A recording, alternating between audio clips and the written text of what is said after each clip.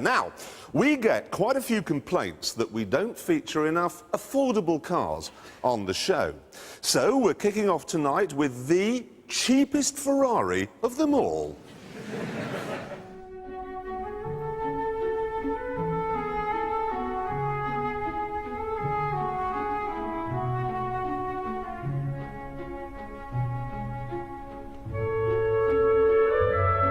This is it, the new Ferrari F430.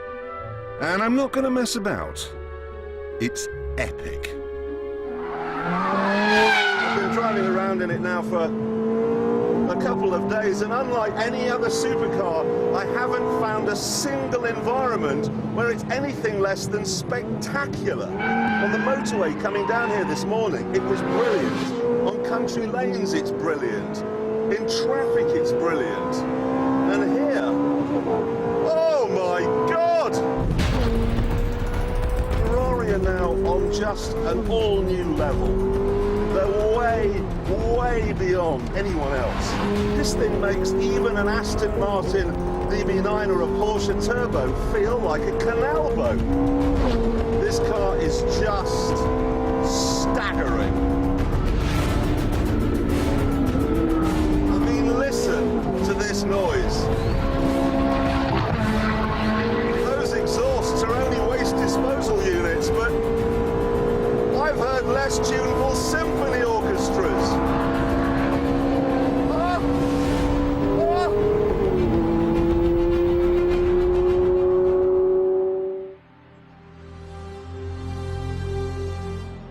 So, let's have a look at what makes this car so unbelievable. Starting with the engine. It's a brand new 4.3-litre V8 which develops 490 brake horsepower. That means you can go from 0 to 60 in 4 seconds and on to a top speed of, well, let's find out. Coming up now to 8,500 RPM from a V8. 170. My ears are starting to bleed now. 180. Running out of runway. Flat out with just a hint of a tailwind, it'll be nudging 200 miles an hour. Oh! So, what about the handling? The old Ferrari 360 was a tricky little so-and-so. So is life any easier in this? Well, that rather depends on where you have this little button here. You see, you've got 5 settings: snow and ice, not really relevant, normal road use, sport, that makes the gearbox more ferocious, firms up the suspension, increases the exhaust noise, and backs off the traction control. Race, kind of more and harder. And then CST, which turns all the driver aids off. I don't know what CST stands for. It's commit suicide training. Anyway, it doesn't matter. We're on a track, so let's put it in race. We have ignition. Launch control, yes, I think we'll have some of that. And, we have liftoff. Oh, yes! I can actually feel the traction control now. Letting me have a little bit of a slide there in race mode, but not too much. Making me look heroic, but not letting me crash.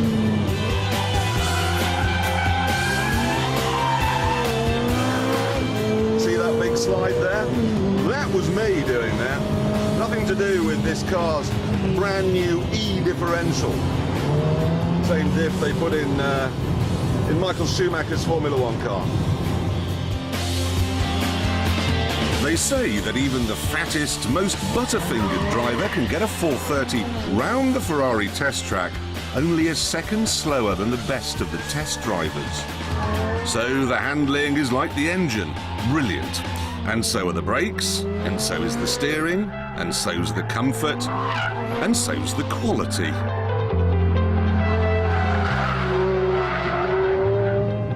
Even the driving position is perfect. In fact, I'm struggling to think of anything wrong with this thing.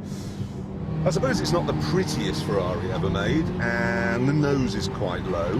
You catch it on speed humps, and oh, the electric window switch. It's a bit of a stretch. That aside, this car sits in the marketplace like a Harrier jump jet at the Battle of Agincourt. So obviously, you want one. But there are going to be a few problems with that. You see, the basic price is £118,000, and that's not really so bad. I mean, sell the house, sell the children for medical experiments, rob a bank, you'll soon get that money. But then you'll end up in the showroom where you'll be presented with the options list. And this is where things get quite scary. I mean the stitching, for example, on the door here and on the seats. If you want that in a different colour to the leather, that's going to cost you £235, which seems like quite a lot for what's basically a few feet of cotton. Then there's the leather, which you can have here behind the seats where you can't see it. That's £1,200. If you want your brake calipers red, £500. If you want them yellow, £560. Sports seats, which are exactly the same as these seats but less comfortable, they are £3,175.